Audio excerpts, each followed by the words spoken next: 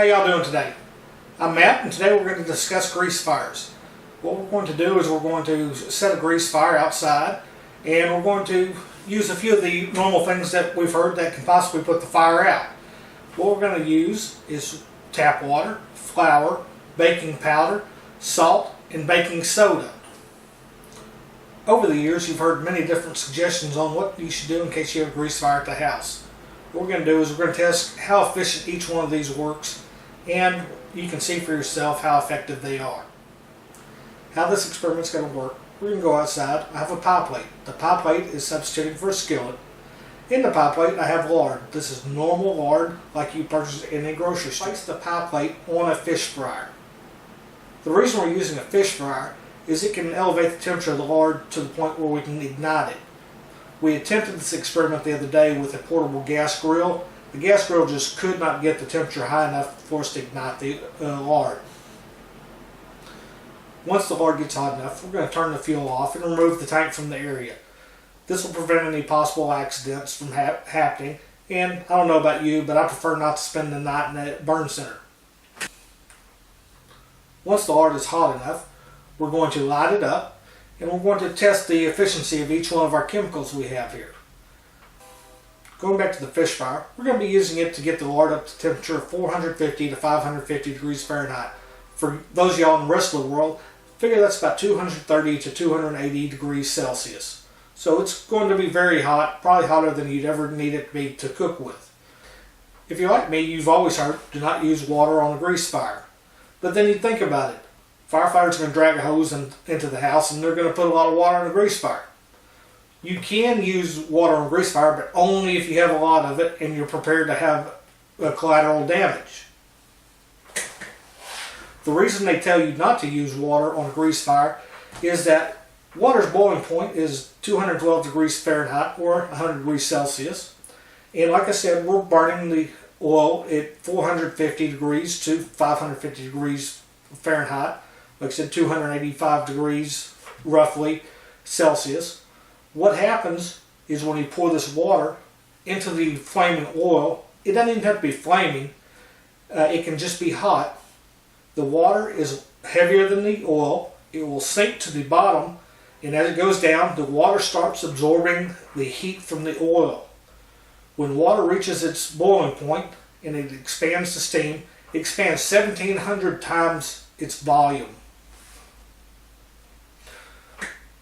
When the water expands 1,700 times its volume, imagine going from a cup like this to 1,700 of these cups. This happens in just an instant, and it blows the oil out of the pan. This is the condition that we refer to as boil over.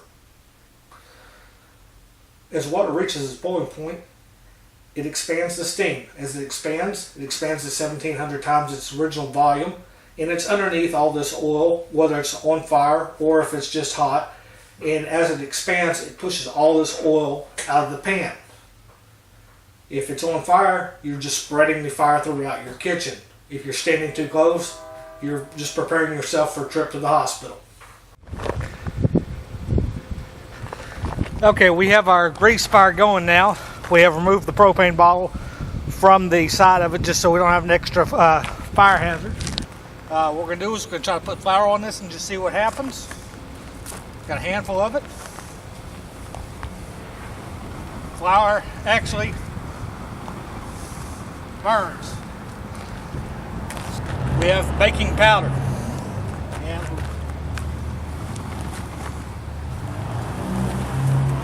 again, that doesn't help at all. It makes it burn worse. Plain salt, which is what you have on the table.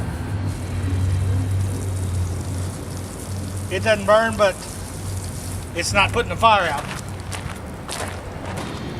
Baking soda. This is like your Arm & Hammer brand baking soda. This is just your generic stuff we bought. Now watch this.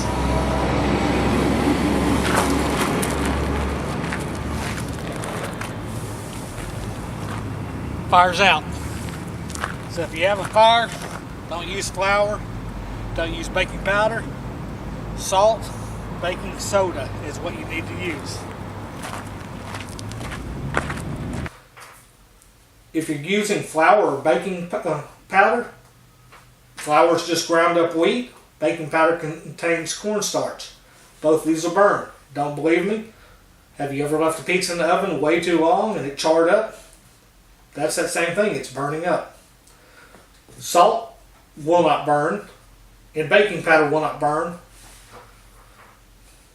So what do you do if you have a grease fire? If you're in the kitchen and you notice that your pot or your skillet's on fire, first thing you do is turn the heat off to that container. Turn the gas off or turn the electricity off to that burner. And then if you have a metal lid handy, carefully place it on top of the container without burning yourself.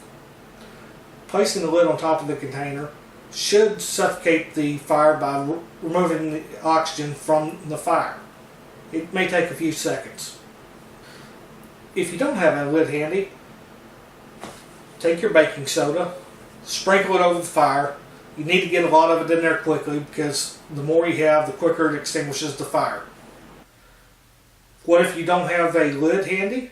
What about aluminum foil? Aluminum foil doesn't burn. Well, we're going to test that out today too. Now we have canola oil. We've heated it up. Just check the temperature. It's 450 degrees. You notice that it's smoking. I don't know how well you can see it on your screen. This smoking, with it smoking like that, means it can catch fire. So we're going to set fire to it. Okay, as you see, the canola oil is now burning. I don't have a lid, which that's the first thing I recommend do, is turn off the heat source and then place a lid over the top of it. All I have is a piece of aluminum foil that's been folded over 3 times.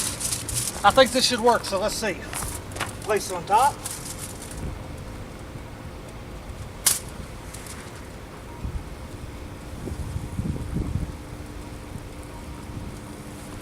Well, it didn't get a good enough seal.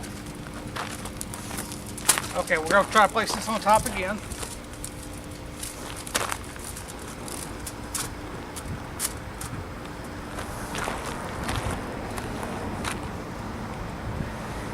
And it's not working. Go back to our trusty baking soda.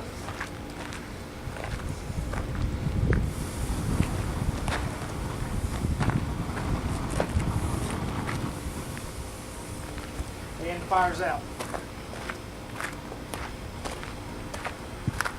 We have our hot canola oil now, and we have in this cup just plain tap water, H2O, and they always tell you don't pour water on a grease fire. I'll show you why. We don't have a grease fire, but we do have hot grease down here, and I'm going to step back when I do this because I know what's going to happen. This grease is over 500 degrees, just a little bit.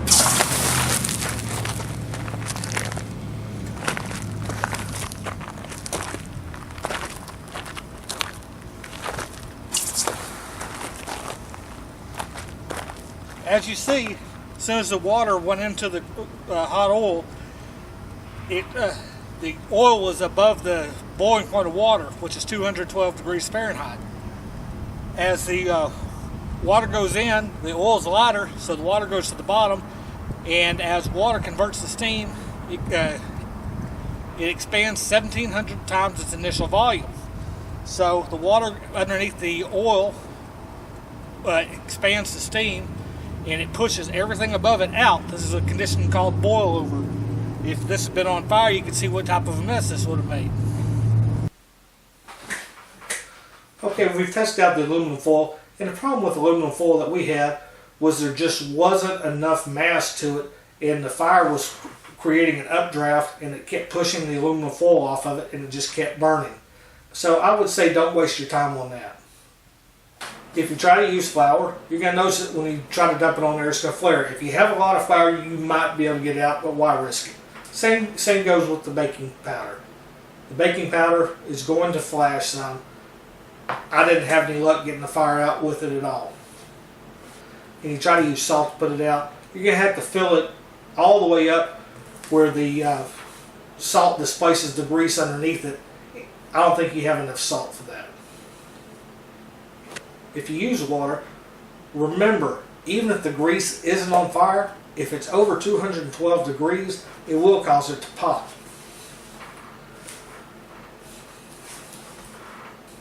Hope you learned something from this video today, and hopefully you'll never have to use it. But if you do need to, you have the knowledge now to know what to do correctly.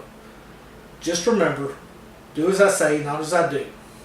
Don't try this at home, because I'm what you call an idiot.